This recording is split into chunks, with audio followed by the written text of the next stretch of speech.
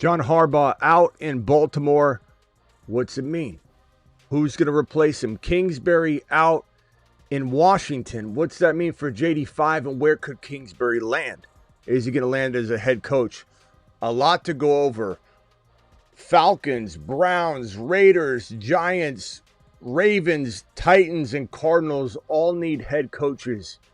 And there are a lot of coaches available right now. And there's a lot to go on in the next couple of days, weeks, and months as we head into NFL draft territory. First into NFL free agency.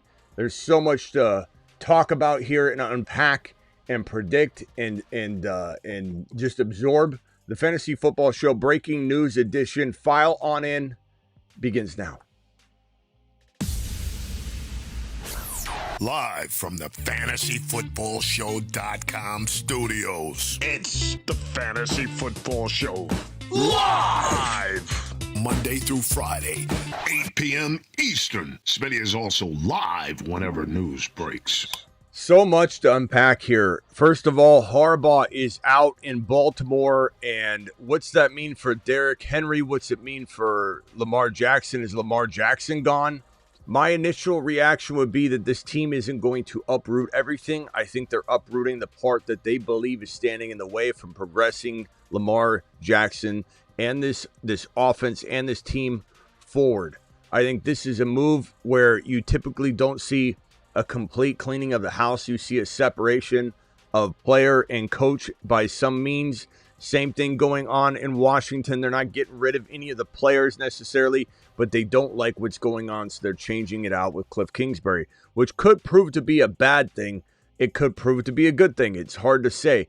Doesn't mean Kingsbury's a bad offensive coordinator. Doesn't mean Kingsbury could be a horrible head coach or not excel somewhere. Sometimes teams move on. Just like Tomlin, there's a world where Tomlin goes elsewhere out of Pittsburgh and ends up succeeding. But right now, it's not working in Pittsburgh. Some could say, but they just made the playoffs. Well, let's talk in just a little bit. As far as this situation, it's been a long time. I've been doing this 24, 25, I don't even know anymore how many years I've been doing this professionally.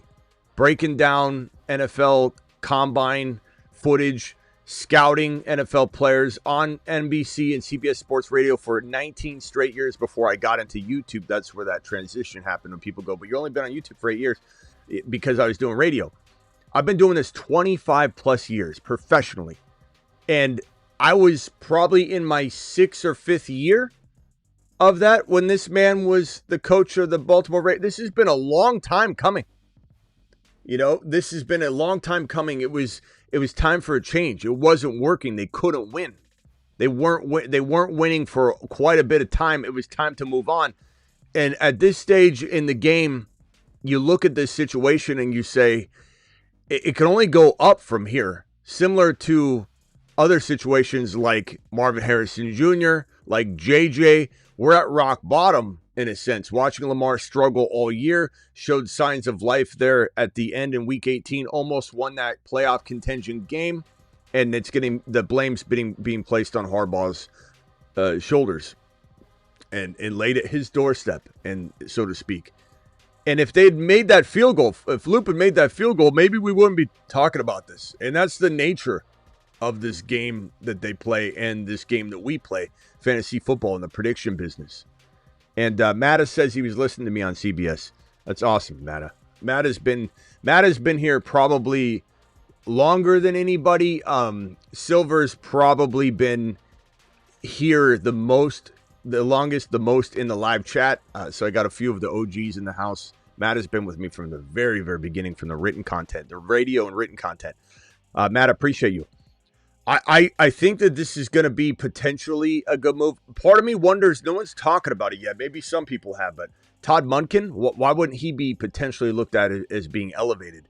I don't know where some of these other coaching emergencies could happen, through firings, through whatever, through Gruden coming back and trying to coach. There's a lot of different avenues that could be looked at here if we're trying to hammer out who those potential coaching hires could be for each of these 7 teams that desperately need a head coach. There's GMs that are needed to be had. Miami, Tennessee, I believe. So we've got a lot of situations here that we are they're exciting. There's so much fantasy football implications and reactions we're gonna have to those moves as they unfold, and we're just waiting for the first domino to drop. Once it does, and then it's probably a real quick firing off of different things happening, because usually it's a domino that drops, and then once that domino drops, when this stuff can unfold, by the way, when everything can happen, when coaches can get hired, when playoffs are over, and some of the coaches being interviewed, like Robert Saleh is potentially interviewing for the head coaching job over in Arizona. And I don't know how I feel about that. I like Saleh on defense, but he was a piss poor head coach.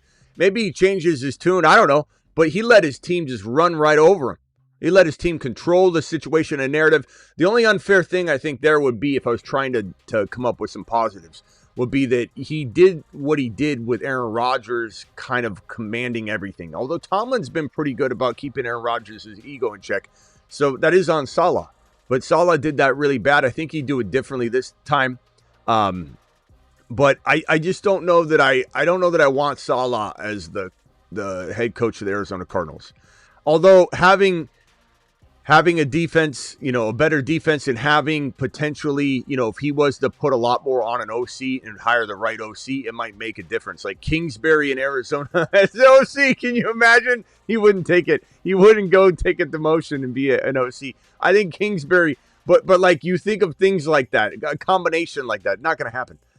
Kingsbury would never, he'd never go back to AZ, let alone be the offensive coordinator. But like that kind of designed team would be maybe perfect for Saleh. Maybe Saleh would be a good designator in chief, where you'd have a Kingsbury type, a Todd Monken type, a Kubiak type. Although Kubiak's going to get a head coaching job, but the point is, you get one of those types of OCs in the driver's seat of the offense, controlling the team, sort of like head coach A and a head coach B.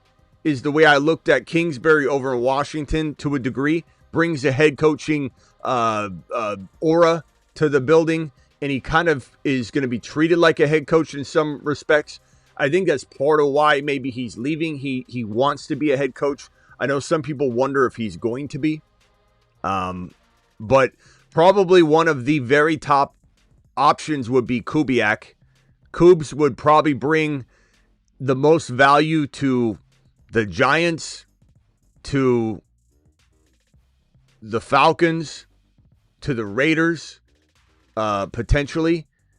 And all of those situations could mirror Falcons, Raiders, Giants, could mirror what Kubiak's doing right now, and have that monster rushing attack with that downfield passing attack, stretching the defense, allowing for a mix of run and pass that is just glorious. Charbonnet and Walker, while they've been a rotational duo, I don't think if, let's say, Kubes was in LV, he wouldn't make Genty share carries. He might have multiple running backs, but Genty would be fed to the tune of what Gibbs and Achane and all these guys get fed that people cry and complain about when they don't have full volume. Kubes to the Giants will be fantastic for Neighbors, for Scattaboo, for Jackson Dart. I'm excited about all of that. And, so this is the first big piece of news to really drop today, as things are continuously unfolding as we speak. I've got everything pulled up right now. I'm just refreshing. There's so much going down. Tom Brady, definitely I feel has a heavy hand in what's going on in LV right now. I don't think he did earlier. I think Tom Brady, this is just my guesstimation. I have no inside information. I have no news. There's no one reporting this. This is just me cooking up a theory. My theory is that Tom Brady probably was asked after the fact, how do we manage this? This is what we're doing. Okay, we're bringing in Pete Carroll. Maybe Tom was okay with that. Maybe he wasn't. I don't know. We've heard different things. And maybe they said, Pete's guy's Geno. So we're not asking you, Tom, whether we should get Geno. We're asking you, how do we make Geno the best quarterback he can be? And Tom's like, well, this isn't my plan, but this is what I do. It might not work. It doesn't work. If it doesn't work, let's start and do it my way. Mendoza going over to the Raiders is going to be such an unbelievable piece. Being drafted number 1 overall to the Las Vegas Raiders is going to be the most glorious fit for a team that's rebuilding. The ground has been scraped. This is like a example of you have weeds in your backyard and you hire some half-ass yard guy to come over. He doesn't even dig up any of the yard. He just puts tarp on top of the weeds, puts the pavers or the turf right on top of it. Before you know it, you've got weeds growing up through the middle of the yard. The entire project is trash. Okay, that's what the Raiders tried to do last year. The Raiders tried to put Band-Aids on everything and built on faulty foundation. Right now, I believe it is truly, truly, truly a scraping of that ground floor. And they're down to no weeds. It's all dirt. They've dug this far deep into the dirt. It's completely leveled. Now they come in and pack the sand. Then they put on that very, very expensive tarp. And then they're applying all the other pieces. That is the way that the Raiders are building.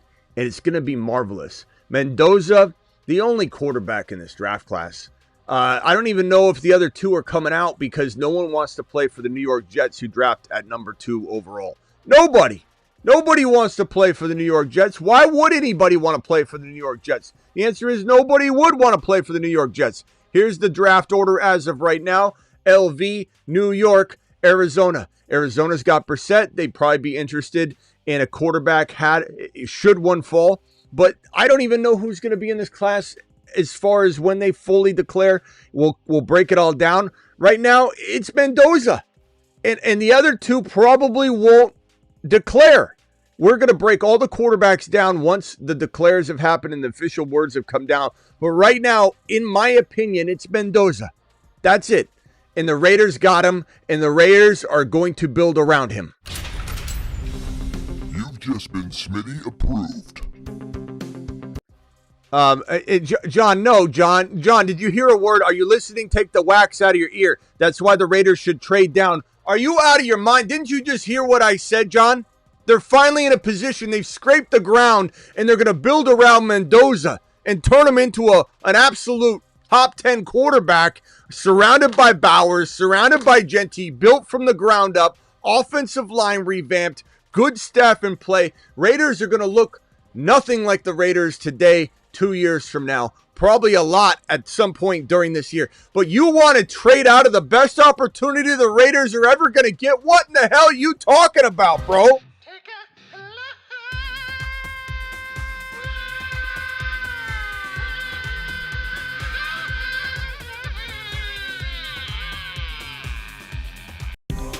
Take a big lap. We don't need your hating ass coming back. Moore, Simpson, we don't even know if they're entering the draft unless that happened this hour and they declared. We don't know if they're returning to school because no one wants to play for the Jets. Rumors are, and they're rumors, people just spreading stuff out trying to get clicks, but who knows? Some of it's rooted in truth. We don't know if anybody wants to play for the New York Jets. Problem is for these quarterbacks that say, you know what, I'm going to slip back in and get that college football money. And they're going to get paid the same amount they would get paid. They just don't get some of the longer guaranteed funds. But anybody that does decide to say, you know what, I'm going to step away from this situation. I don't want to be a New York Jet. Mendoza's going number 1. I'm not going to be a New York Jet. So then what happens?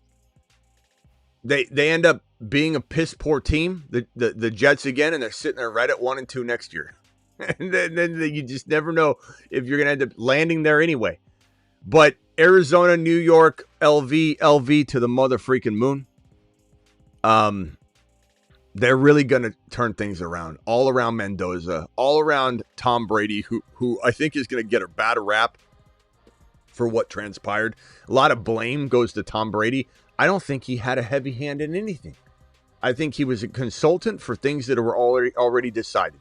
I think they looked at Tom and said, Tom, just like in Hangover, we messed up. On the phone call, Tom, we messed up. And Tom said, let's figure this out. I think that Tom Brady's going to have a lot of guidance here. Can't wait for the Raiders rebuild. Giants are going to be fantastic. Giants have number 5 pick. There's a lot of talk about Neighbors, people running their mouth about Neighbors right now. I've already broken down the Neighbors thing. Anybody thinking there's new news on Neighbors? There's not. The news on Neighbors is that he says he's on track. He's on track. That's what he said. And everybody, as of yesterday, everybody took everything out of context that he said. And people are prodding. Well, what if are you going to play week 1? Are you ready for week 1? He says, if I'm ready for week 1, I'll be on the field at week 1. If I'm not ready for week 1, I'm not going to play on week 1. That's what he said. Are you on track? Yes, I'm on track.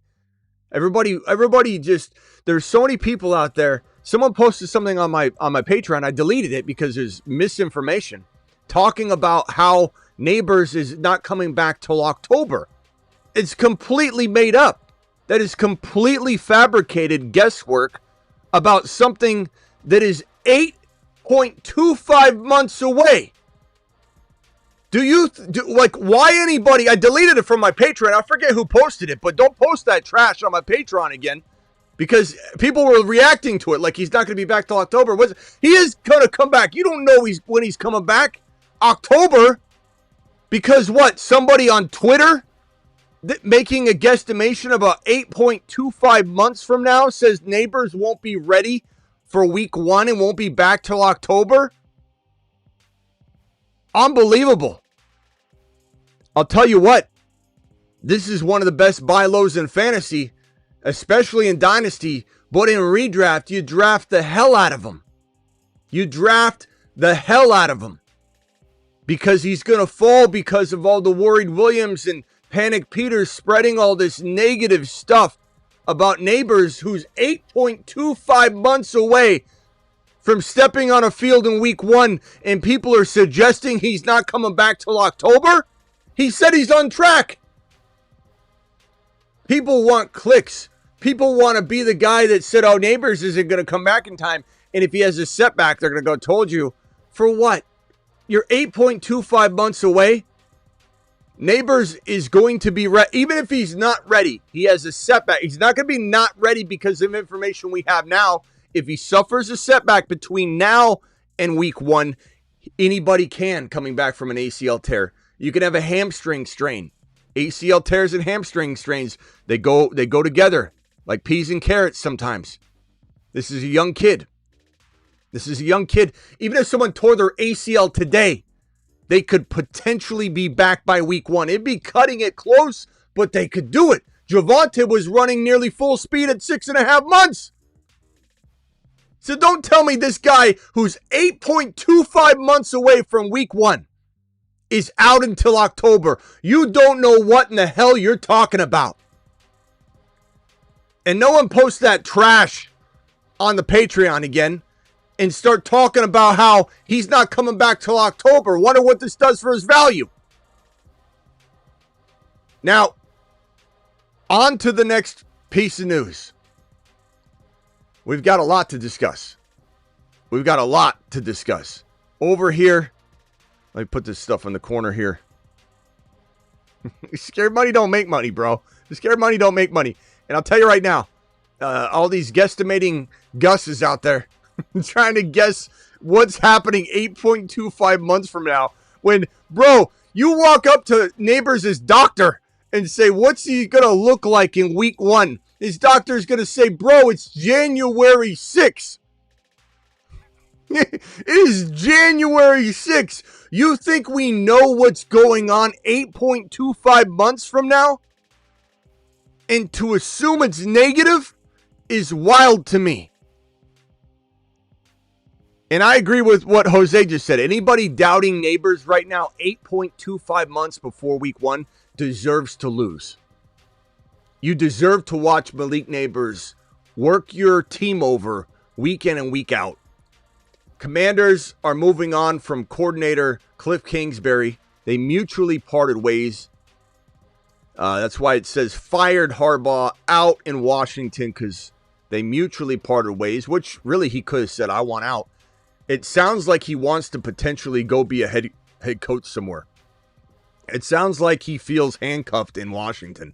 And the way Washington fell apart last year wouldn't be surprising if maybe he felt like he didn't have as much control over what pieces he needed, how to navigate this situation with JD5. I mean, there could have been a lot of things that happened that divided and fractured the relationship between head coach and OC. I do believe that we're looking at a player here in JD5 that could potentially benefit, but also could potentially not benefit from this move. Sometimes losing OCs is detrimental. Sometimes losing OCs can be positive. Hard to say. I don't know that this is going to be something that I can pencil out right now. I'm not going to make predictions until we know what this coaching staff looks like and how everything's mapped out. So I'm not going to even go there yet. This could be bad or good. We just need to see what they end up doing with the vacancy. But Kingsbury's certainly on the hunt for a head coaching job. We'll see what happens, but there's certainly enough places to go to. Here are the places that need head coaches. Arizona being excluded for Kingsbury. You never know. Players return to teams sometimes. Who the hell knows? I'd call Kingsbury. You want to come back? I liked Kingsbury. Kingsbury didn't get a long enough shot as the head coach of the Arizona Cardinals. I would say Atlanta and New York and the Raiders are very intriguing for Kingsbury. Kubiak is probably my favorite choice for Atlanta, the Raiders, or the New York Giants. There's a lot of teams here that have a lot of weaponry. I think Cleveland, we're going to hear a lot of rumors about how Deion Sanders isn't going to be considered, how Deion Sanders is going to be considered. Really hard to say at this point what's going to be real and what's not going to be real. Remember, we're entering into smoke season. We will have a smoke button where smoke starts to emerge and you can't even see me anymore. And we're going to press that button whenever we smell smoke. We're going to press that button whenever we feel like smoke is in the air. And you got to remember, between now and even like a good month after April, we'll be in smoke season. That means you can't trust anything fully that you hear. You can't trust anything fully that you read. You can't trust fully anything that someone says positively, and you can't especially trust anything that anybody says negatively. So we're entering smoke season, and we'll have to take everything with a grain of salt, but also be very, very detective-like in nature as we comb through and navigate through all the news. As far as the Baltimore Ravens, as I said, I don't know why Todd Monken, and we might hear about it in the next couple of days, isn't being talked about. As you know, because they could lose Todd Monken if they aren't careful. And Todd Monken would be kind of like, I think, Ben Johnson. Like, if you could go back in time, can I have a hands raised, thumbs up, eggplant emojis, fire emojis, all considered to be positive responses in the voting here? And thumb down, an X, meatloaf, burned meatloaf anyway. Meatloaf should be good. Meatloaf's good, burned meatloaf bad. Please drop your vote. Who here, if you could go back in time, and honestly, I don't think any of us felt differently at the time, and you could fire Campbell in order to keep Ben Johnson and promote Ben Johnson to head coach? Drop your vote in the chat, because sometimes you need to think like that. Sometimes you can't just try and go through the order of what's normal and what feels right. Sometimes you got to recognize what you have in front of you. I think Todd Monken's done a great job. So the Ravens are definitely a team that they have to explore this and do this just right. You're getting rid of a coach that, yes, it's time for him to leave, but he still is a legend in some regards. He still is a good coach that could probably turn the right team around. Arizona wouldn't be a bad idea to bring a coach in like Harbaugh. I think Harbaugh just needs a change of scenery. I don't think Harbaugh is horrible or a bad coach.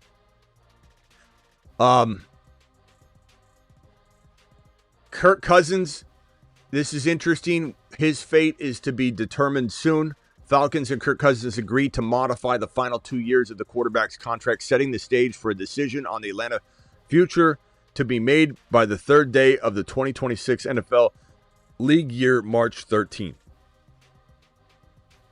So, hard to say what this means, to be honest. I don't think they even know. I think they're contemplating what they want to do. They have a lot invested in Penix Jr. Penix Jr. is coming back from a pretty severe injury. So expecting Penix Jr., to be ready for week 1 is probably something they can't expect. Expecting Kirk Cousins to be an answer long-term by any means is too much to ask for. A lot to go on there. I think the most important part is getting the right OC in place, the right head coach and OC in place in Atlanta, so that they can continue to build on what's positive there. And Penix Jr. still has a lot of upside. I blame Raheem Morris for a lot. I think Raheem Morris drafting Penix Jr. wasn't necessarily a mistake. I mean, they could have selected, Bo Nix. They could have, we don't know what the thinking was behind that. And I like Penix Jr. They could have drafted any one of those quarterbacks and still, I think, succeeded and still could succeed no matter who was back there. But I think Penix Jr. was not coached properly. Penix Jr. would show signs of light one moment, and then the next moment he would be awful and dreadful. He looks similar to the way T-Law's been hot and cold, and now T-Law's been on fire. T-Law's been trash up until this point. There was a moment in time, there were spots where T-Law's looked good, but T-Law's taken years to get to where he is today. Liam Cohen is responsible for that. Baker Mayfield took forever to get where he was last year. Liam Cohen was responsible for that. Liam Cohen leaves Tampa Bay, goes to Jacksonville, fixes Trevor Lawrence. You wonder, okay, what other QBs in this league could be fixed by a Ben Johnson or a Liam Cohen, a Kubiak? And you look around the league and you see a Kyler, you think maybe there's a chance, as much as we rip on Kyler, maybe Kyler needs a new scenery as well. And that's certainly what's probably going to happen. But if Kyler went to, let's say, the Raiders, and he had Coobs as his coach and OC essentially, then all of a sudden he's throwing to Brock Bowers like he used to throw to McBride. All of a sudden they have a run game in Genty that mirrors ×2 what James Conner was successfully doing in Arizona for years with Kyler as the quarterback. My point being that we can sit here and pretend we know all the answers to Kyler and whether he's going to ever return to being good or not. He once was. We can pretend and sit here and say that Harbaugh can't be a good coach because he just didn't do it. Or you hand him a different set of cards and he wins the hand, comes back and does things that no one expected him to do. You hand Deion Sanders over to the Cleveland Browns, which gives his son Shadur Sanders an amount of confidence of not being ripped from the stage, getting the support he needs, and all of a sudden he thrives and succeeds. There's so many different things that can happen. And Penix Jr., back on point, is a quarterback that I believe the story's not written yet. Just like in fairness, it isn't for Caleb or it isn't for any of the quarterbacks that have potentially still a lot of room to grow. Look at Drake May coming out of his rookie year. Didn't seem like he was going to be the same QB we see right in front of us right now, which is QB1 in the National Football League, if not at least QB2. That happened in one season. He certainly showed promise. We saw signs of life, but someone to sit here and say, oh, JD5 is completely washed, he'll never be the same guy that we once thought he could be. Not true, but he also could never return to form. If he gets the wrong coach, the wrong support, everything falls apart, he gets hurt again because he's trying to do it all himself. A lot can happen based on one single hiring. Look at where we'd be with Danny Dimes. Danny Dimes he'd be working at McDonald's. If Danny Dimes didn't have Shane Steichen believe in him one more time, like Timmy T said, who in the hell would even be talking about Danny Dimes right now? Nobody. Baker Mayfield he showed signs of life when he went to the Rams for a game. And then he went to Tampa. He was very doubted. Liam Cohen turned him around. Ben Johnson's made Goff look like a freaking unicorn for years. Now what's Goff look like? Goff looks very shaky. Coaches, OCs are ultra and uber important to the development of a lot of these guys. And so Kingsbury leaving could be detrimental, but who replaces him could certainly make that right-sized again. What happens and here's another example of a guy that could have progressed in this league and been pretty good. I don't care what anybody says. No one's saying he's been good or consistent or ever will be, but this guy never got a fair chance, and we'll never know what he could have been if he had just landed in a good spot with a good coach, with a good OC, with good support, with not running for his life, with a good defense. We'll never know. We'll probably never know, because right now he's probably broken. This guy, Kyler Murray, could still be salvaged. I'm not saying he's my favorite quarterback. I'm not saying I want him retained in Arizona, because in order for this to be revived, he will probably need to go elsewhere. And if he does go elsewhere and he gets paired up with the right coordinator and coach, think Shane Steichen. If for any reason, let's say Kyler did go to Indy and Danny Dimes wasn't going to be ready, could Shane Steichen revive this man's career? Probably. Could Liam Cohen turn this kid back into a fantasy football top 5 quarterback monster and a winner? Probably. It's so important and vital. Everybody thinks they know everything about Kyler. Everybody thinks they know everybody about everybody. There's so much that's contingent upon the right development for these quarterbacks. So back to the point and why I'm even going in this direction. Let me put Kyler over here because we'll probably need to talk about Kyler again. If we're talking about Penix Jr., is Penix Jr. done? No, he's not. There was very, very solid play out of Penix Jr. in spots during what was accounted for as his rookie year. And you know, sick nasties out there, the same could be said in some respects about J9. The only thing with J9 is that my gut doesn't tell me that there's the same ability in there, but I have seen it in a quarter. So if I got into a discussion about J9 and someone said, but have you seen it? I'd probably have to admit, yeah, there was a moment where I did think he could have it. So, you know, in the right hands, maybe he does do well. The only problem is I think Minnesota is the right hands. I think Minnesota is where you want some of these guys to go. And if they can't get it out of J9 now, that worries me. Penix Jr. hasn't had that coaching in the NFL yet. Raheem Morris wasn't it. Raheem Morris was kind of a Campbell. He was a manager, a delegator in chief, but he wasn't, he had his hands in too many situations that he didn't have the right answers for and guidance for and instruction for. He's a really decent like speaker and you know, can probably gather the troops in a very positive way, in a collaborative sense, be that Campbell, be that Sirianni, be that cheerleader of the team, but let the OC and the DC really control a lot of what's going on. But I think Raheem just didn't do a good job of allowing others to do what they do well, and it just fell apart. But Penix Jr. just did not deliver. He just did not deliver, but he showed promise, and I'm very excited about what the opportunity could be if he's able to get healthy and get the right staff. Will he get the right staff? I don't know. The Falcons are one of the most attractive landing spots. If I had to rank these landing spots in order of what I would want for the long term, this is going to surprise some people. But it would be Atlanta. It would probably be a tie between New York and LV before I even go to Baltimore. Because Baltimore has pieces now. One of them is Derrick Henry that's aging out. One of them is Lamar that is fixable, but still a challenging aspect. The Raiders are a situation that's about to get handed a young, potentially elite, up-and-coming quarterback in Mendoza. They have a top 1 to 5 running back in Ashton Genty. They have a top 1 to 2 tight end in Brock Bowers. And they have all the opportunity in the world to fix this situation. Again, I'm probably going to be the most excited person you can find on YouTube creating content around the revitalization of the LV Raiders. I don't think there will be a content creator you can find unless it's like an LV YouTube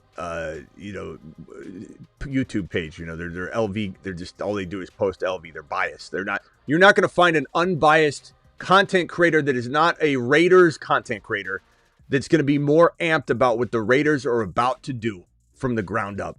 The excitement I have to watch them do what the Bengals did and when the Bengals flipped and then they regressed. But they flipped from trash to Super Bowl contender with the drafting of Jamar Chase and what they did that season. What the Detroit Lions did when they were trash, drafted Jahmyr Gibbs, flipped that thing upside down, became an absolute contender. Even though they've failed this year, they're still an arsenal and a team to be reckoned with. if they get things organized. The same thing we've seen from the Chicago Bears this year. The Raiders are 1.5 to 2 years away from flipping the script on every negative Nancy and Noah that's going to town saying the Raiders will always be the Raiders. The Raiders will not. The Raiders are on the verge of flipping the script on everybody. And it may take a whole year. We might see the flashes we need to see this year to know it's coming the second year. But the Raiders will flip the script. You mark my words.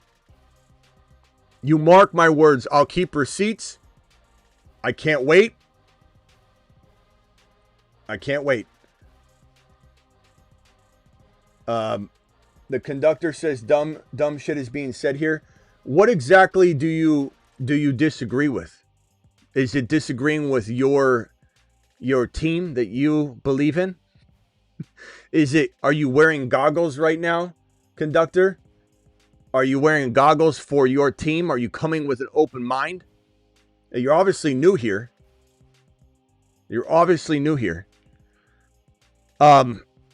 This situation right here was needed. I mean, this isn't even news, really. Lions are parting ways with OC Johnny Morton.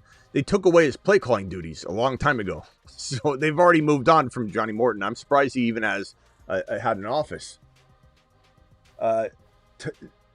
Talking Atlanta. What did he say?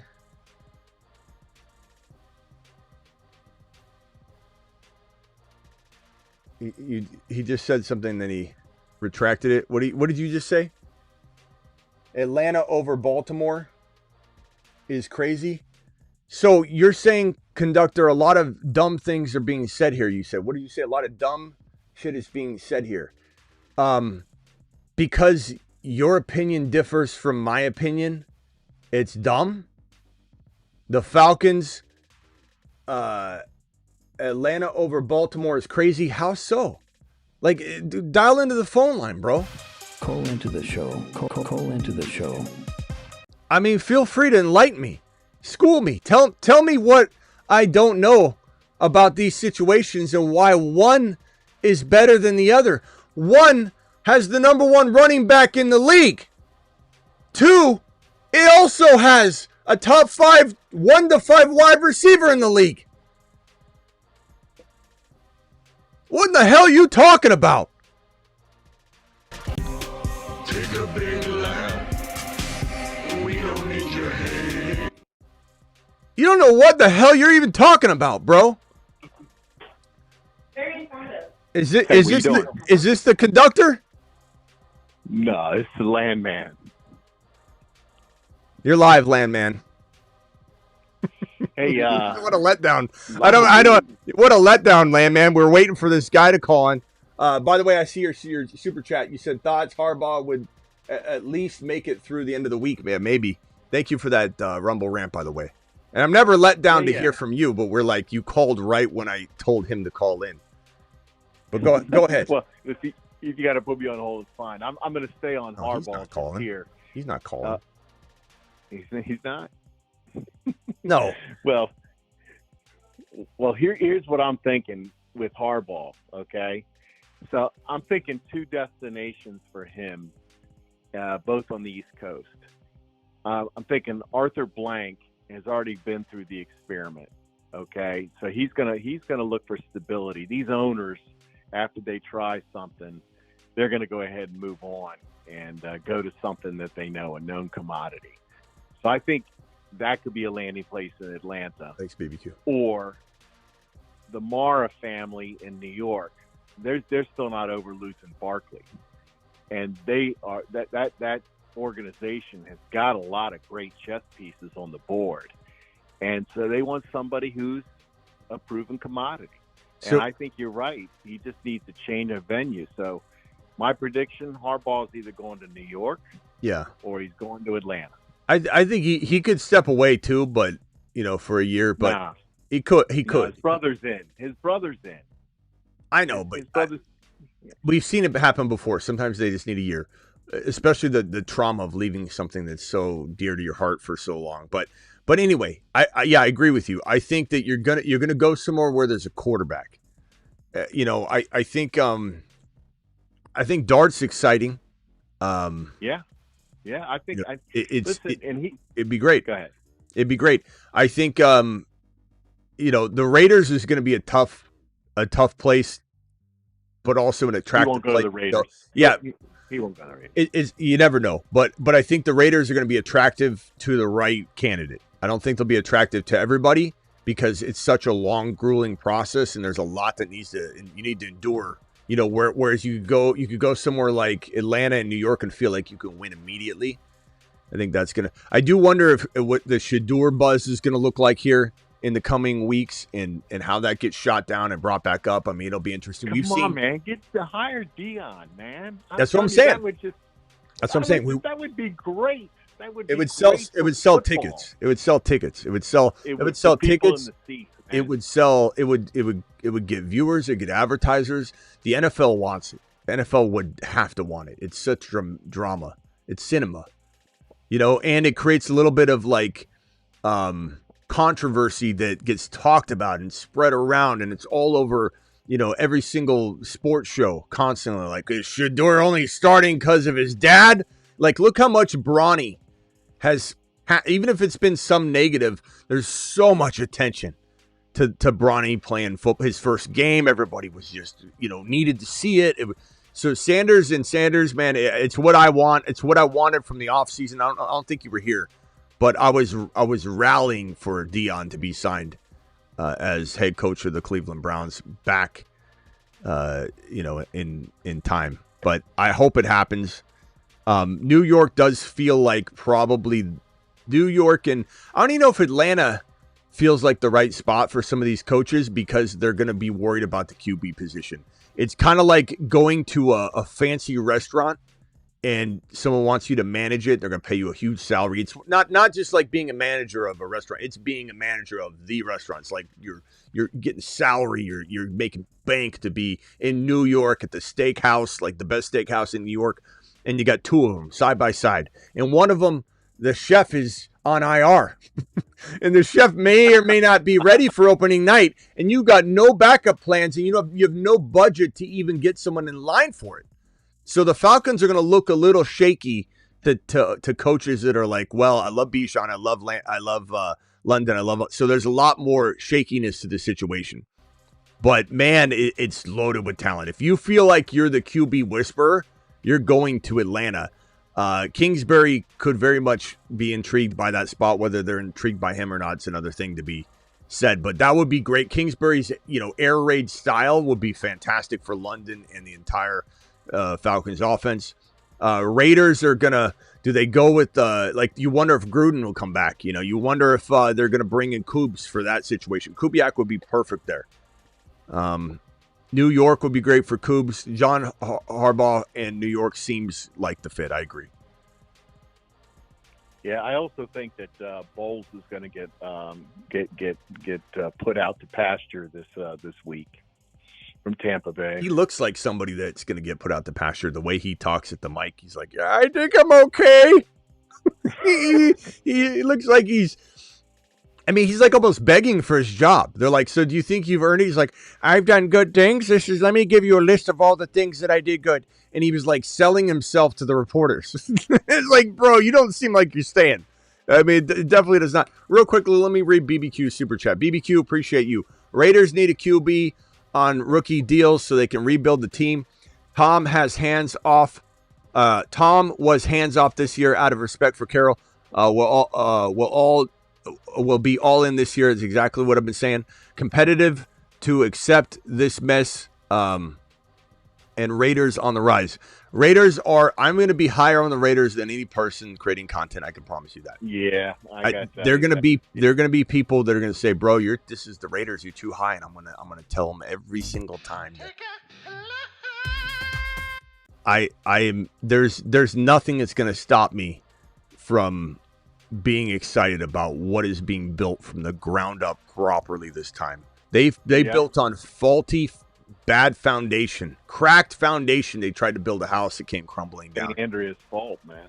They came in and just scraped that floor, leveled it out, put a nice base of cement down, and they're going to build a house up from the ground up on Mendoza. It's going to be great, man. Yeah, I like that, and bringing Dion back to Cleveland. I mean, bringing Dion to Cleveland would be great for the AFC. Yeah. I mean, that would be that would just be, you know, that'd be entertainment. That'd be entertainment. This message right here, no one's saying that Baltimore's a bad spot, but this right here is where I think, no offense, 2785, but like it's one dimensional. You're thinking on this. This is like when I talk to people that are they wager on the sport, but they don't play fantasy. They don't look under the hood like we do. Fantasy football, especially people that point to me and say like, "Yo, you're a fantasy guy. You don't know ball like actual football." Like, people don't realize that I've got to know more than you about what you know on top of what I know. I have to know what's under the hood, but I also at the same time as I have to know everything that you think I don't know because I'm a fantasy guy. I have to know everything you know, but I also have to be predictive with it. You're living in the moment or in the past, 2785. And every person that comes up to me and acts like, oh, the past is why you realize that Baltimore's the best coveted open spot the last 5 years? Barely missed out on that. You're talking about the past, 2785. You're talking about the present and the past. I'm talking about the future. Doesn't matter what they did the last 5 years. Who gives a shit, bro? And I'm not saying it can't be fixed or you send me over to Baltimore and I can't figure it out. There's a lot of good pieces there. But just because of the past, bro, there's a reason they're failing right now. They're in the middle of either collapsing or being retooled to go 1 or 2 more years on the engine that's already over 300,000 miles. So I don't know what in the hell you're talking about. All the morons. Well, I'm not calling them that, but I just evidence does not reflect that. Okay, I grew up Doctor, there. I ignored your messages a long time ago, bro. But go ahead, Landman. Yeah, no. I think with Baltimore and everything, everything's going through their quarterback now. They're going to consult him on any of these moves. The new head coach, they had to get rid of Harbaugh first. I said that earlier this week when we talked, and so it's now going to go through 8. So they're going to talk to Lamar about all kinds of things now because he's really still the man now, So, but we'll see. I don't know who goes into Baltimore. I'll be honest with you about that one. I mean, he was there 18 years. Harbaugh was. Yeah. Conductor says, "Do you know what ignoring means?" Yeah. Everybody look at Conductor's messages, and then look how they just vanished. That's how you ignore. Thank you for asking me. I definitely wanted to display that. There you go. Now your favorite show's gone. I hope it was worth it. Okay. Yeah. Anything else, Landman? No, we're good. We're good. Everything like that. Get somebody else. All right, no worries. All right, later. Hey, you're still the GOAT, man. I'm still am? Okay, thanks. Later. The funniest underhand compliments people give me. He's joking off of his last comment, but people will say, Smitty, yeah, you're still the man. All right, see you later. Well, that infers that something happened. Why am I still the man? What happened? I love when people think that the past, the Ravens have done this for 5 years or 6 years, or Tomlin's made the playoffs for X number of seasons, Smitty. You have to love that. That means he's a good coach. Otherwise, how could he have made the play? Well, I'll tell you what. Like Belichick was good for many years too, and he ended up getting moved on from. The Ravens have been a very, very solid spot, and they're certainly still a good place. But to sit here and try and act like the Ravens this is a silly conversation because we're talking about the Raiders. We're talking about the Giants, 2 up-and-coming situations, the Falcons, as at least equivalents or maybe better in many cases if you're taking over a franchise and you want to be there for the long haul and you want to build something special that goes beyond what Baltimore's ever done. Then, yeah, you do have conversations where you put your cojones on the table and you're predictive and you take a chance and you read between the lines. If anybody can't see that Dart, Scatterboo, and Neighbors might not end up being better long-term than going to Baltimore, this coveted spot, I don't know what to tell you. If anybody thinks that Atlanta, if you were to fix the QB spot or figure it out, can't be better than Baltimore, the most coveted spot on the board, then I don't know how to help you. And if you think the Raiders are the Raiders and history cares about your opinion, and the future cares about your opinion, and that the future is going to be held back because you think they're the Raiders, just like everybody said the Bengals are the Bengals, just like everybody said the Lions are the Lions, just like everybody said that about all the teams that have turned it around, then I don't even want to have a conversation with you because you're wasting my time. Elgin, you're live.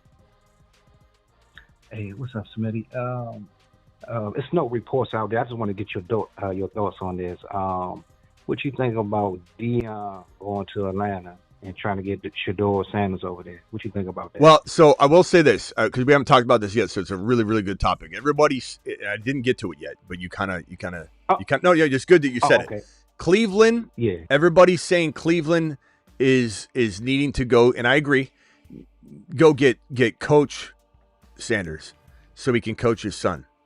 But if for any reason Sanders is tradable, yes, right. Atlanta would be amazing, and then bring in Deion to match him up. I agree. Right. Now the reason why this makes sense, and it's so funny you brought it up because I was going there next, is we still have Deshaun Watson on the table, and I'm not saying Deshaun Watson will revive his career, but he is still getting paid. I believe it's $47 million in 2026, and there is still conversation about him coming back to be the starter next year. If that is the case, you would want to actively potentially trade one of these two rookie QBs that you just drafted, and you seem to have wanted to all year long to lean on the other kid and not Sanders. So there you go. If this team in Cleveland decides to imprison Sanders in this situation and say, we're not letting you go, we're not using you, we're not letting you go, it's ridiculous. And it's something the Cleveland Browns could do. I could see them doing it. Right. But they have options, and Sanders doesn't necessarily seem to be, even though they just got rid of their head coach, who might have been part of the problem. We'll find out if that's the case. It seems like ownership wanted Sanders to play X amount of games, and then Stefanski would come out and say other things like that didn't match up with that. So I do believe that there's potentially the ownership has more of an invested interest in Sanders. And I wouldn't be surprised if we heard that after Stefanski decided he didn't want to draft Sanders, drafted Dylan Gabriel, who's not an elite quarterback in this league at all, never will be, that ownership said grab Sanders too. And he's like, come on. Yeah. It really could have been forced on him. But if Sanders... And not only that, it's a market sale too. Like far as, the last name Sanders, his father played for him. So that just brings a lot of revenue, money. You see what I'm saying? The Atlanta job is a hot job, though. Like you said, they got pieces there. They just need the right coach. Yeah, I do think that Deion, Coach Sanders... sorry, I have it all mixed up. Coach Sanders here. And Shadur. So if Shadur does get moved, obviously they're not going to sign Deion Sanders and then move Shadur. So, and no one's saying that Deion Sanders is going to be a coach in the NFL either. There's a lot that needs to go down. We're speculating at this point. But I do believe that he coaches his son. And I hope that Cleveland, if they decide that Sanders is not their quarterback, they take advantage of the market value that probably is there in a very bleak QB free agent world, where I think somebody might overpay for Shadur. I really think someone would overpay for Shadur. I really do. I agree. I agree that. And to your point, Atlanta would be interesting. It would be a very, very interesting spot. Another place that would make a lot of sense, honestly. Let me go to the board because we have the teams over here. Arizona is probably not looking. Miami. Indy, but Indy's got they want to bring back Dimes, so I don't think that will be an option. Mendoza's going to LV. Minnesota, so I guess you could look at Minnesota. I like that. You could look at Minnesota. You could look at Atlanta. Yeah. What other spots seem to make sense, guys? Throw out an opinion. What other place would you see? Atlanta, Minnesota, Miami. Well, hey, Smitty, you know what though, man? The Raiders, they messed up. They could have had Sanders, and say if they was sorry, they still would have a top pick like this year. They're like a top 5 pick though. They dropped the ball on that one though. Jets, I guess. They could be interested. No, I don't want. Yeah, I think the Jets. It don't matter who goes to the Jets. Jets just kill quarterbacks. Yeah, they do. They do. I don't think there's any other place that Sanders would really go to start. I would love for him to go, like I said, Atlanta. I think that'll be good though. Atlanta. Yeah. Because you give him, weapons and a running game. You know what I'm saying? So I think that'll be his best fit to me. Yeah. So if Shadur. Pittsburgh. What you think about Pittsburgh? Yeah, if Shadur was going to get traded, I would probably say,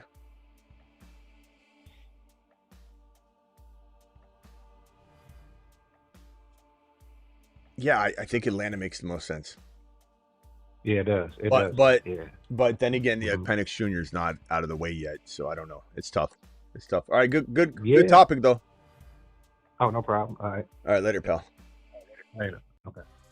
Yeah, I don't know. I don't know what's going to happen with Shadur. I really do hope that Shadur and Dion link up, though. But Deshaun Watson can't really be.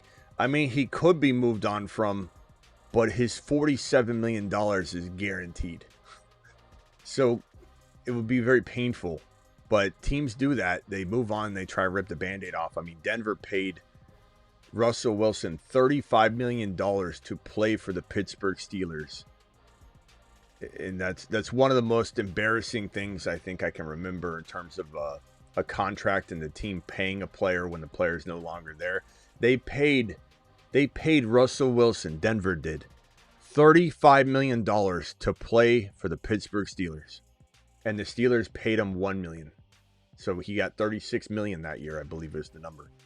So you never really know what a team is willing to do to move on and just wash their hands. And because think of it, the Raiders built on a faulty foundation, it all crumbled.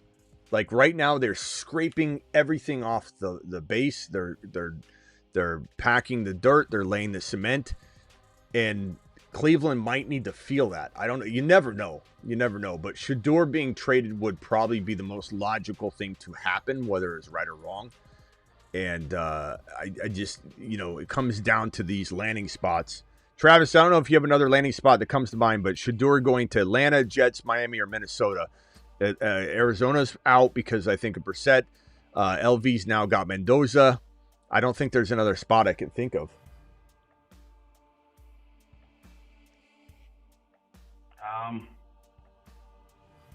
Off the top of my head, probably not. Did something come out where Cleveland said they're moving on from him? No. The whole thing is that Deion Sanders. There's talk about Deion Sanders being the coach of the Cleveland Browns, but if they didn't want that, people are wondering, and I'm wondering, if Shadur is an option for one of these QB needy teams because they've got Watson on a $47 million deal. So. Hard to say. Yeah, it is, and it seemed like I don't know. I guess it was more the coaching staff was the ones lukewarm on Shadur, so I guess it depends on the ownership and whoever they bring in. Because now that Stefanski's probably gone. I was thinking they might be willing to give Shadur a shot with being stuck with that contract for a year or two with Watson. Well, if Daddy becomes the coach, Shadur started. So like that, I think that's right for sure. I think that's what we're hoping happens. But I don't know that I don't know if Cleveland wants that because they got Watson being paid $47 million. So we'll have to see. And they can't really trade him. So what do they do with him?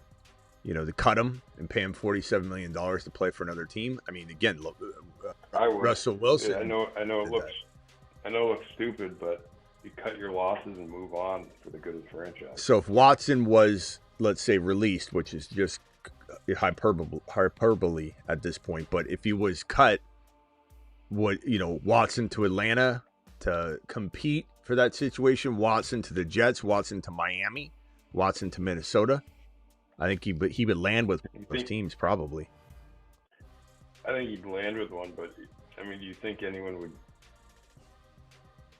I guess maybe compete. Yeah, I mean, do you think anyone's really taking him on as a starter? I think so. Like beyond what Russell Wilson is.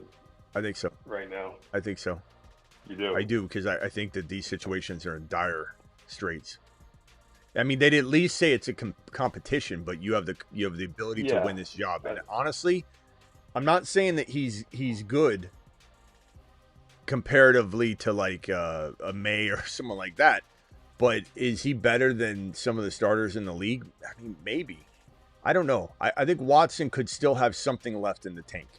I think he needed a new situation, and he would get that if he was released, obviously. But, I mean, I don't know. I think I'd be intrigued by it. I think you put Watson in Atlanta, and it would be intriguing, at least from let's say Penix Jr. is not ready for week 1. See what he does for a couple weeks, and then you just pull the plug on it. Miami, I mean, I don't know. We got to remember, Watson can still throw, check down, do all the things that Miami Mike would need. I still think he's competent. I think he's, he makes a lot of mistakes, and he had a very, very bad situation that he came back to. So, like, as much as I ripped on Watson and said he wouldn't get, he'd get injured or whatever, it would still be an intriguing option for a team like Atlanta, for Minnesota, that aren't sure about their quarterback situations and can't get their hands on anything else. At least you have an option. Miami, I don't know what Miami's going to do. Ewers is not the guy. And if they think Ewers is the guy, then why not have Watson there to compete? And if he doesn't win it, he doesn't win it. So I think in every one of these situations, it's like, what's the harm in having Watson if he was to get cut, which I don't think he will. But if he did, you're paying him like a small amount of money, and he's going to get $47 million from the Browns anyway. And you're going to it's going to be just like Russell Wilson. You're going to sign him to a couple $1 million deal. He's going to get paid $47 million from his previous team, and he's going to try and win one of these jobs. And then if it doesn't work, it doesn't work. Like, he's a backup. Yeah, no, I get what you're saying there, and I mean that's where we're at with quarterbacks for some of these teams, I guess. It just,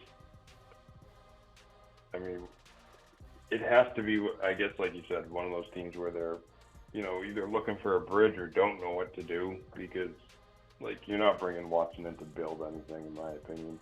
I mean, he's what, 31 or 32, coming off an Achilles, and I know he can just stand there and throw stuff, so that's not as big of a deal. But what are these teams going to do? You it's not like we're saying that he's the next Drake May. Like, his time's over. But I'm just saying, what are these teams going to do? Would you rather have Atlanta with no Watson to back up Penix Jr. situation, or have it? Would you rather have Watson to back up? So you assume they're moving off Kirk Cousins? That restructuring of that deal. That's a lot of money too. Well, today they restructured. Oh, right. You're right. So it seems like they're moving on, I think. But I'm just asking, would you rather have Watson and Penix Jr. with the current Penix Jr. timetable of not knowing when he returns? Would you rather have J9 and Watson? Because that's all I'm talking about here. I'm not trying to convince anybody that Watson's an elite player. But if you put Watson on any one of these teams, it's a better situation than it was, potentially.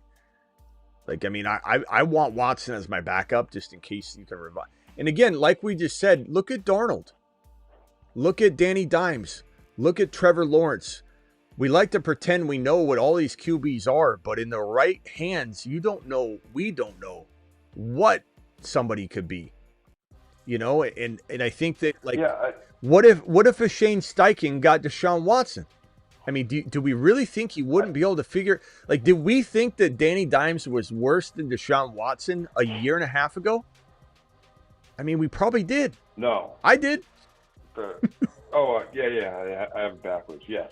I guess my concern is just age, injury. Like, it's been so long, But like you said, I mean, he can still. It's an throw. additive. I'm not worried about that. Yeah, we're not taking anything away from these options. We're just saying, would you rather have Watson added to this equation or not? You know, the answer would have to be, let's just see. You know what happens. So we'll assume Shador's. So even say if Shadur stays with the Browns, almost certainly Malik Willis knocks one of those teams off, right? And Cousins, say if Cousins either stays with Atlanta or he's on another team. So it does kind of limit, but like, I don't know. I think it's a good question, and I'd have to think about it. Would you rather have Cousins or Deshaun Watson right now? Watson. Because I don't think Cousins. I think I would. I don't think Cousins is. I think I would too. I don't think Cousins is doing anything for you. At least there's the what if on Watson, bro. It's right. like, right. That's you what get. I was gonna say. I'm telling you. I'm telling you. If we could go back in time and pit Watson against the Watson value right now, where he's recovered and he's kind of ready to play, that value against burned out Baker Mayfield or burned out Trevor Lawrence, he was cooked. Trevor Lawrence was trash.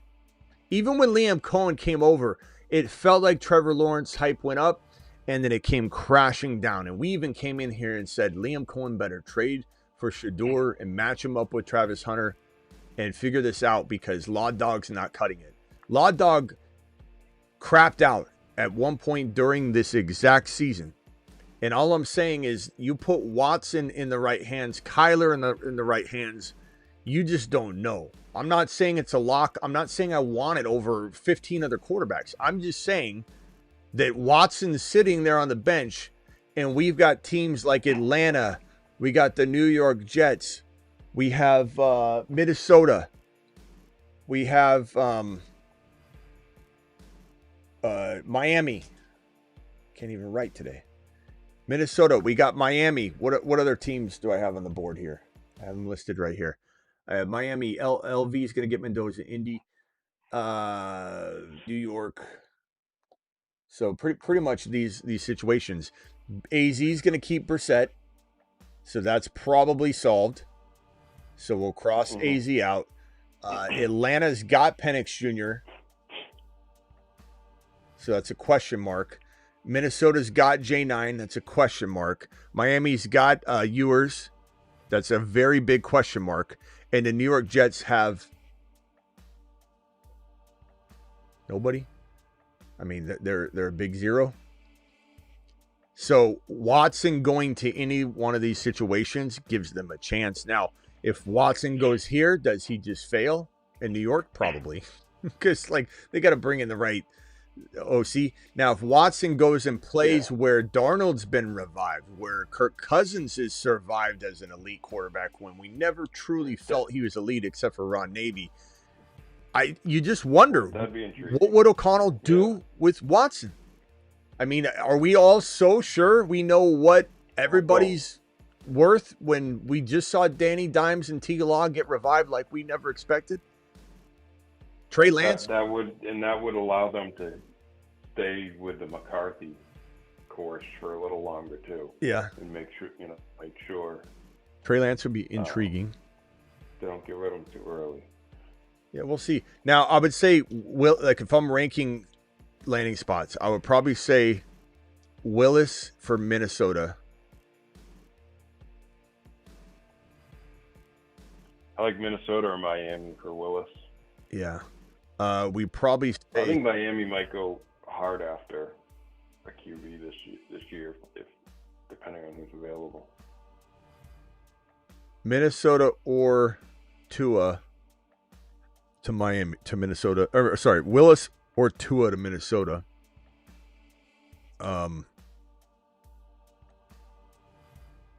Miami, they could go after Willis. I just think he fits the scheme with his legs, him and Achane and the Jets. Waddle. Who wants to play for the Jets? I don't know if a player's like unaware of what that means. So could the Jets potentially lure somebody like Willis in, maybe. But I just think that Willis's agent, people that are close to him, will have the ability to tell him, bro, you don't want this situation when you've got these other ones here. Willis to Atlanta, hard to say he would want that because Penix Jr. is sitting in front of him. This is why a Watson or somebody would make the most sense in Atlanta, because it'd have to be a quarterback that can't go get a guaranteed. Like, this is also, Atlanta's a place where they promised Kirk Cousins the world, and then they pulled the rug out from under him, and they inserted in Penix Jr. in that situation. So I think Atlanta probably is a pretty scary place for somebody to go like Willis that's trying to get out of a committee. And so I think Atlanta is going to be hard-pressed to get a top-notch option. They'll have to rely upon a shaky play. Minnesota, they might feel that way, but I think O'Connell, I think they could literally sit someone down and go, look, you're a guy. J9's not a guy. He's the backup. J9 already had his opportunity. He didn't do it. I could see them convincing Willis or Tua to take this job.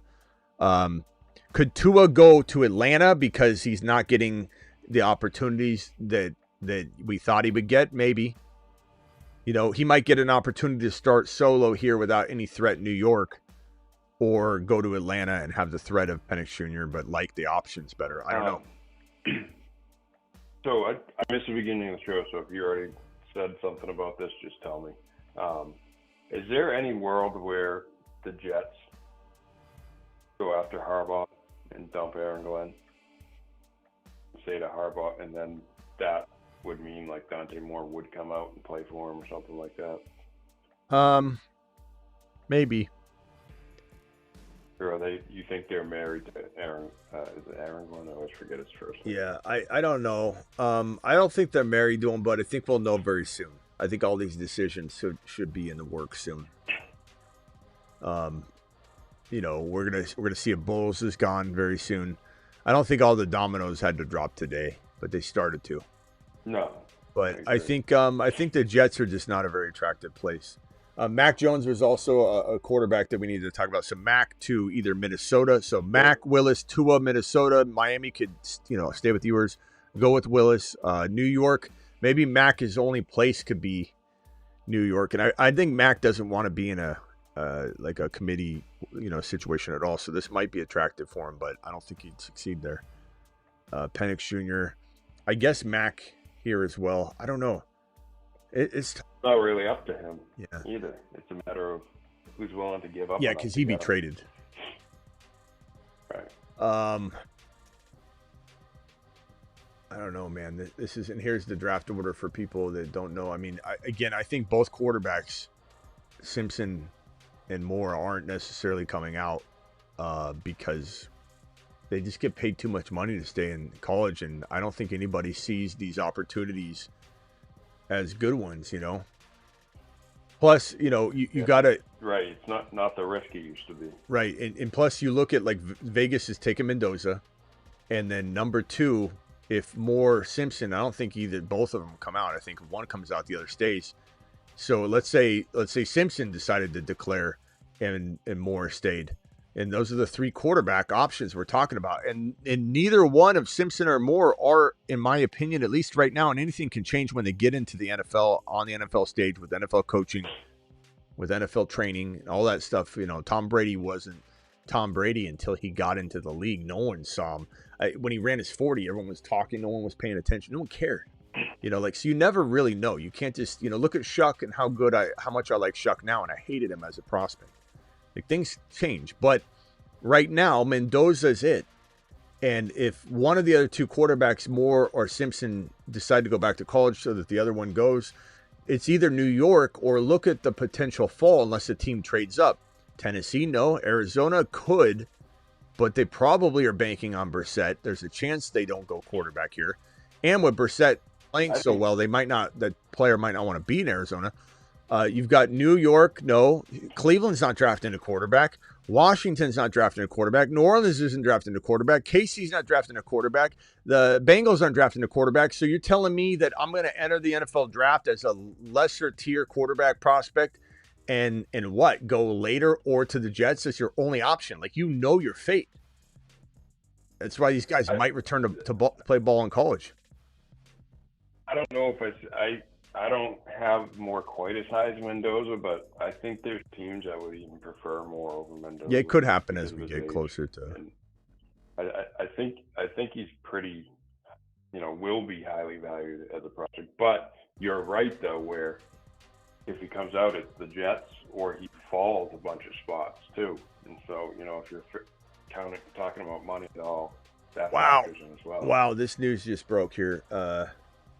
So it looks like Diana Rossini, for what it's worth, is writing that a key pressure point in John Harbaugh's firing was his refusal to entertain moving on from offensive coordinator Todd Monken. You bring him with him, maybe. Monken has reportedly interviewed for Michigan head coaching job, among others, and is still regarded highly across the football landscape. Yeah, I think it's crazy to move on from Monken and Harbaugh. I can't believe Monken's. I think Monken deserves to be looked at as a head coach, though. I think it's wild. Well, and it's crazy, especially when you have a quarterback like Lamar, who is very good and plays great, but you need a certain system for him. I'm not. I mean, I think he's good enough; he can survive anywhere and be pretty good. But if you don't have a certain system for him, I don't know that he's a top three, top five. Let me hit these super chats, and then I got Husseini on the line real quick, and I want to. Yep. I want to get Husseini's opinion. In 1 second, Husseini, I'll be right with you. Let me just get these super chats on here.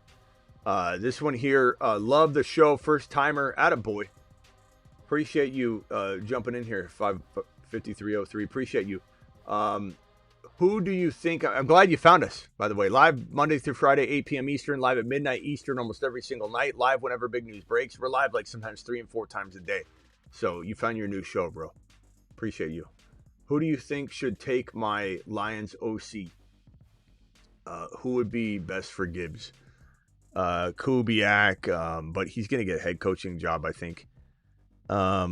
Kingsbury's probably going to search for a head coaching job, but you wonder if he would be open-minded if he can't to going and OCing in Detroit. But I think he moved on to be a head coach. But you just wonder, having a failed year, is someone going to hire him as a head coach? I don't know.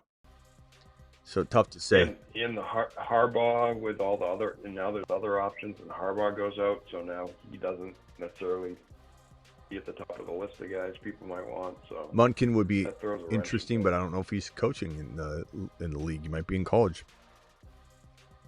I don't know. The answer to that's tough right now. We'll have a whole list. I'll compile a list, and we'll start checking off names and have like a coaching tree.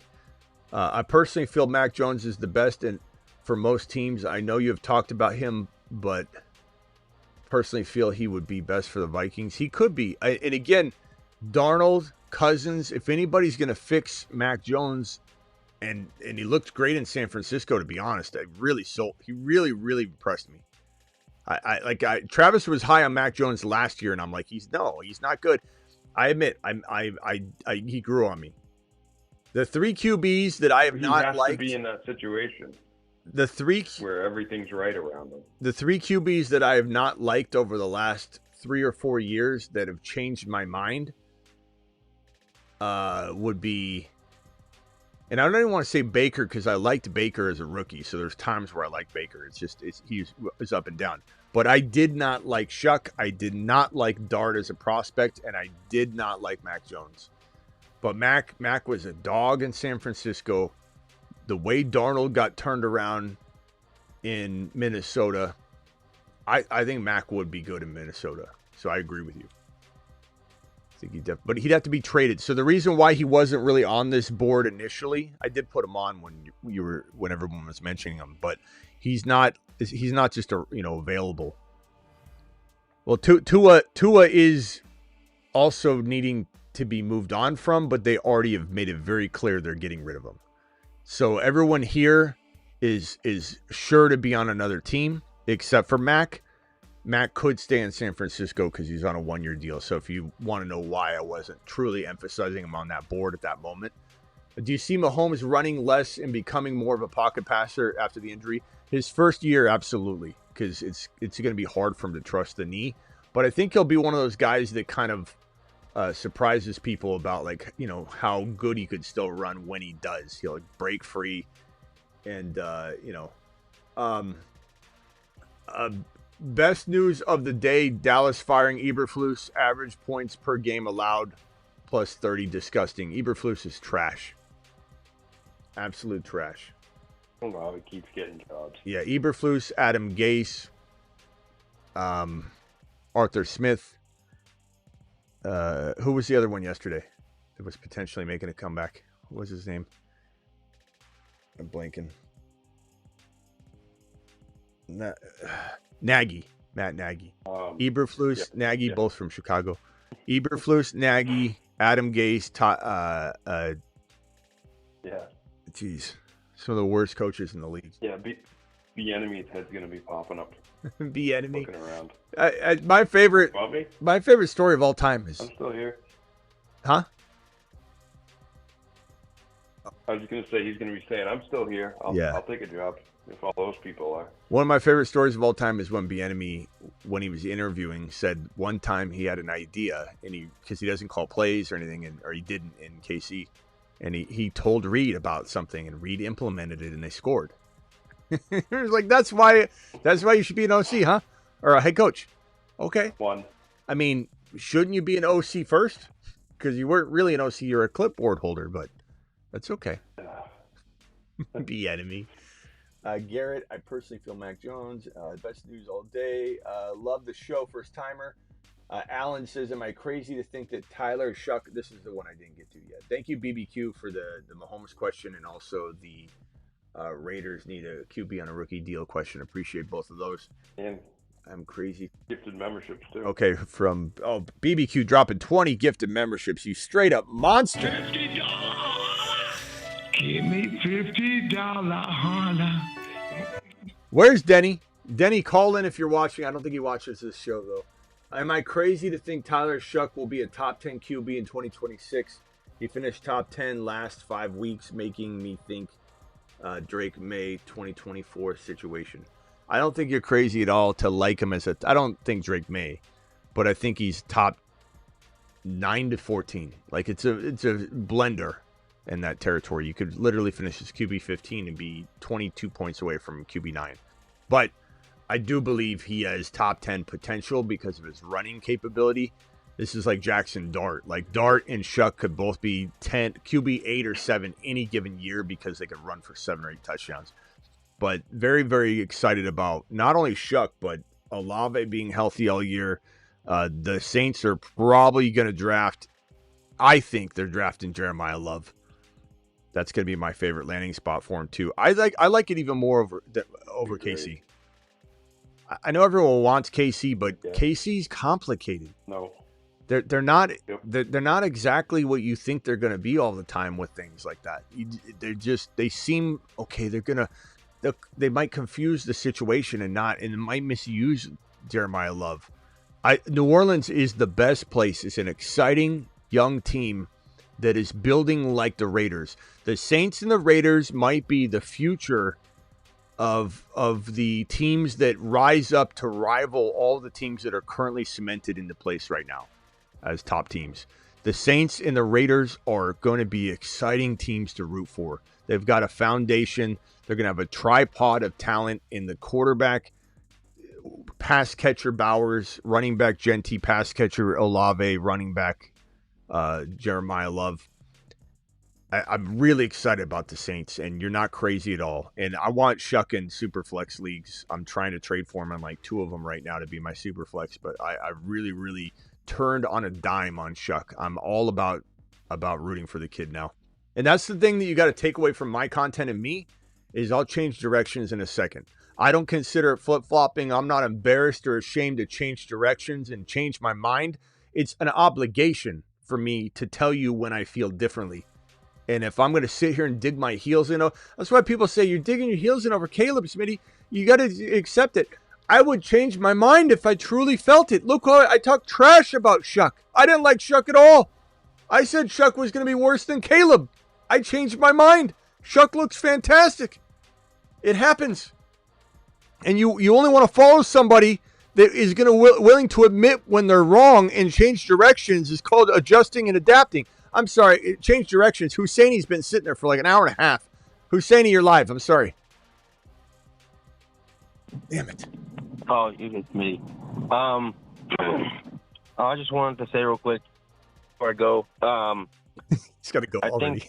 Think Mendoza's best landing spot is the Raiders, and in my opinion, and then I think also in my opinion, Mac Jones needs to go to the Vikings. They'll be back in the playoffs if that happens, and then also this one's a curveball. So, and you're a Cardinals fan, obviously, so I want to know what you think. And I know he didn't do so well, I guess, this past week, but what do you think about Joe Milton to the Cardinals and getting trained by Brissett for a year, and then he's the quarterback of the future to throw to Marvin Harrison Jr. and Michael Wilson and McBride? I don't know. I feel like I know he's not like, someone highly sought after or talked about, but I still think he has a lot of talent, and his arm strength is just unmatched. And I feel like if you just, kind of fix those little errors and give him the right coach, that's off course if Cardinals hire the right coach. But perfect scenario, I don't know. I really like Milton. I've always been a fan, but I'm not sure what you think about Joe Milton as a quarterback. Not many people are going to be higher on Milton than me, bro. I'm in agreement with you. Problem is, I don't know. It's like such a copycat league and mentality, and the fact that let's say the Dallas Cowboys moved on from him, which I don't think they will, but if they did, that might signify to everybody else he's damaged goods. We don't, he's not good. I mean, someone might bring him in, but I don't know if anybody's bringing him in to be the starter right now, unfortunately, and it's a shame. Because I love Milton. I think Milton could be something special. And every time he gets an opportunity, he's playing with the backups, and everybody judges him. And he's got such a cannon that he gets picked off a lot, but because I don't think he has the elite hands catching them damn missiles that he throws around. And you have players running. This is a guy who can throw to a spot 60 yards down the field. And if the receiver's running the wrong route or not timing it right, he ends up having a lot of interceptions with mediocre wide receiver talent. I really like Milton. I just don't know that a team is going to trade for him again. Like he got traded for. The Cowboys traded for him, and I don't know if anybody's going to trade for him again. But it would certainly make me excited. Honestly, I would start Milton. If I was not the Cardinals should stick with Brissett. But if I was, let's say, the Miami Dolphins, I would trade for him and start him. If I was and that could sound bold to somebody because they don't believe in Milton, and that's understandable. If I was the Minnesota Vikings, I'd trade for him and start him. Yep. Because I like him. Yeah. Jalen Milroe as well. If Schottenheimer likes Milton, though, which he very might he's not going to let go of him because Dak's 32 years old. Yeah. Dak looks like he can keep playing, but having that QB there that can slide right in is so valuable. I've told people that Milton's day will come, and I don't necessarily move off of that. And I don't know that it comes by way of a Dak injury, but Milton's day will come. And everyone's going to be like, what do we do now? And it'll be exciting. It'll be a controversy, but it'll be damn exciting. All right. Anything else, Husseini? No, I got to go get back to work, but I'll call back tomorrow. Hey, thank you. Next time you're at work, just interrupt me because you're not going to piss me off by saying, Smitty, I only got a second. I'd be like, okay, go ahead. Just let me know, okay? All right, Smitty. Thanks, man. Later, bro. All right. Yeah. All right, Travis, any final thoughts? We'll be back at midnight to do the midnight show for those that found us. We go live at midnight every night. Just from what I missed, did you say where you think Harbaugh would end up, or where you want him to end up? I feel like it's going to be New York. And Landman also agrees with that. And damn it, my Rumble, I didn't even look at my Rumble chat. Landman just did the one Rumble rant. I got Landman over there, New Age Outlaw in the building over on Rumble. Cake is over there. Appreciate you, Cake. Golf, appreciate you over on Rumble. Landman and I are in agreement that New York feels like the most likely landing spot. However, if I had to pick another, like if I had to rank them, I think it's going to be...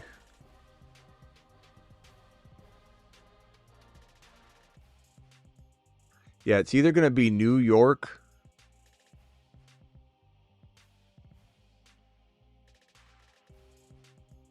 or he takes a break. It could be the Raiders. It could be the Raiders. I could see Tom Brady being an attractive piece. New York or the Raiders. Yeah, I could see Tom Brady being like, he could probably talk anybody into anything. Like, look, I'm heavy in. And if he likes Mendoza, no. Yeah, I mean, honestly, if Tom Brady came to me and said, "Look, Mendoza's the guy, and I know I can help this situation," I couldn't help with Pete Carroll. Pete Carroll had his own Geno Smith picked out. I just advised. Now I'm being asked to step in, roll my sleeves up, and I'm telling you, Mendoza, you're trusting Tom Brady. Mendoza, we can do this. We can with Brock Bowers and Genty, and we fix this offensive line. Harbaugh, you bring what you bring to the table. Let's get this thing turned around. I'd say New York, LV, or he takes a year off. But I don't know. It's hard to say. Yeah. Atlanta's tricky. I want LV. New York would be the next one. Strong with a $20 super chat. First day in the building, dropping a $20 super chat. You got to love it. Super chat alert.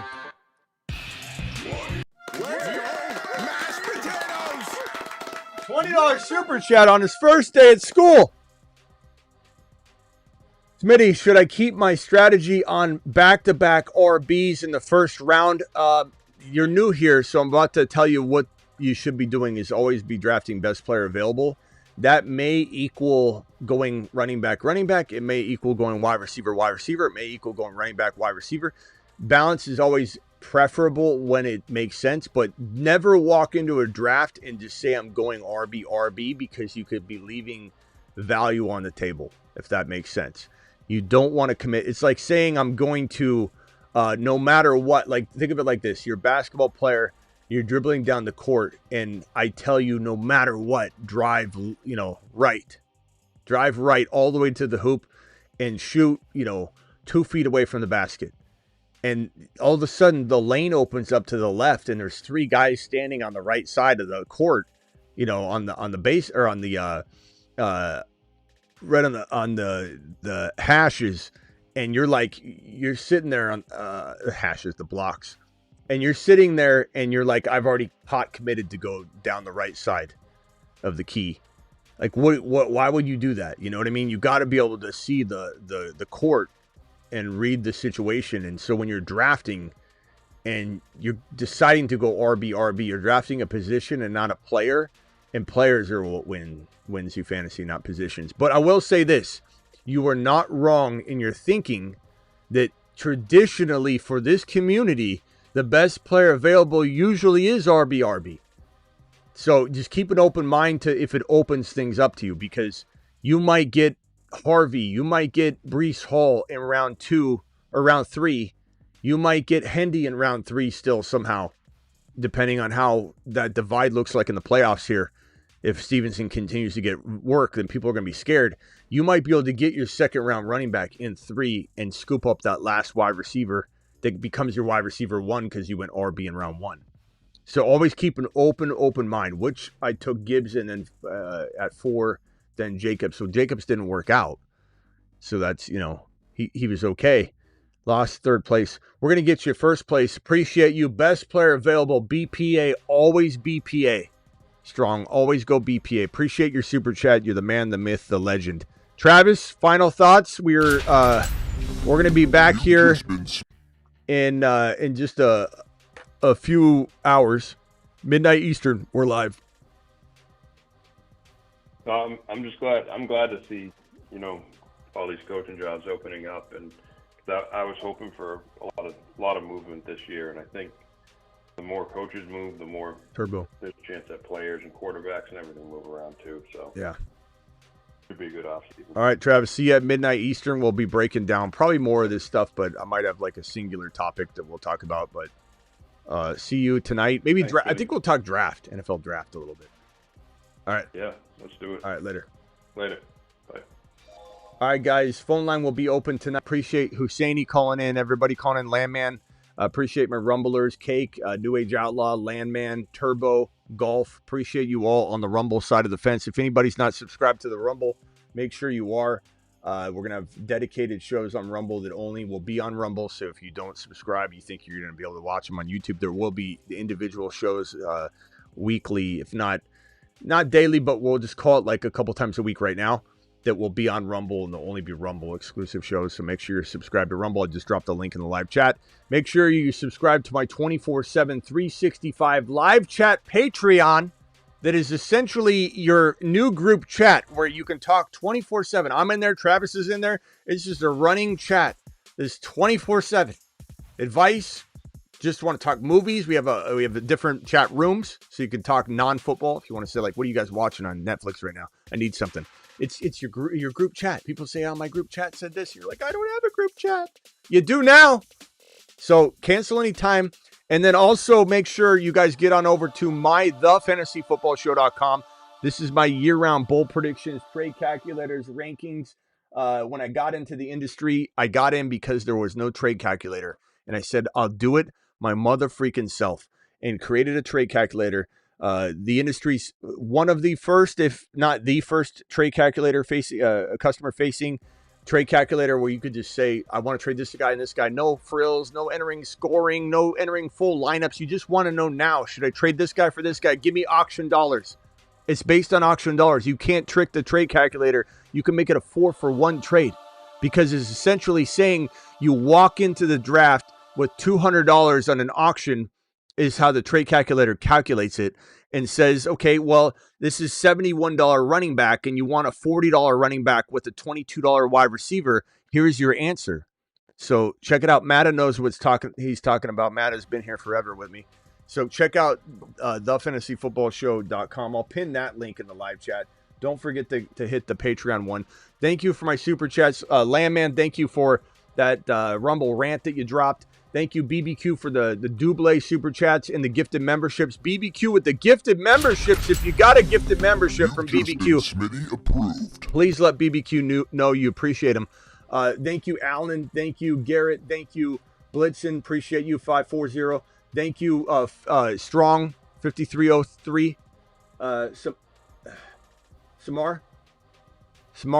How do I say? Am I saying your name right? Samaram? We'll just call you Strong. Strong, appreciate your super chat, dropping that $20 hauler on top of the $25 on your first day at school. I don't even. I can't thank you enough. Let him cook. Strong, we'll see you tonight. We're live at midnight Eastern every single night, practically, pal. So you got your new show. See you all tonight. Appreciate you. Again, live Monday through Friday, 8 p.m. Eastern. Live whenever big news breaks. Deuce.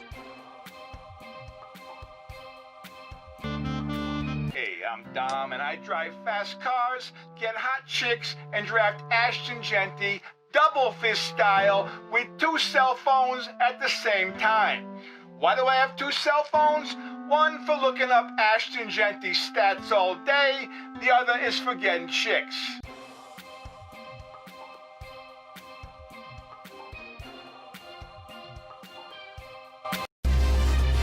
The Jupiter Men. Jupiter is so large, every planet in the solar system could fit inside it. There are no bigger monsters than the Jupiter Men.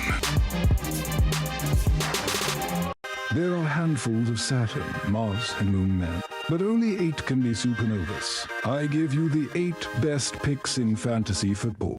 They are the 8 supernovas. Discovery Houston, class to ATO. Remaining supernovas on standby. All right, see you all at midnight. Appreciate you. Don't forget to subscribe to the Dynasty channel as well. We'll be live on the Strong. You don't even have any idea what you walked into.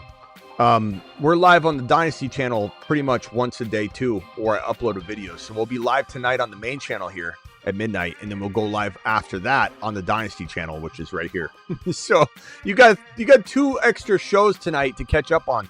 Strong, there's too much content. You're gonna have to listen to us while you sleep. I'm gonna have to put you to sleep each night in your earbud. All right, see you all later. Appreciate you.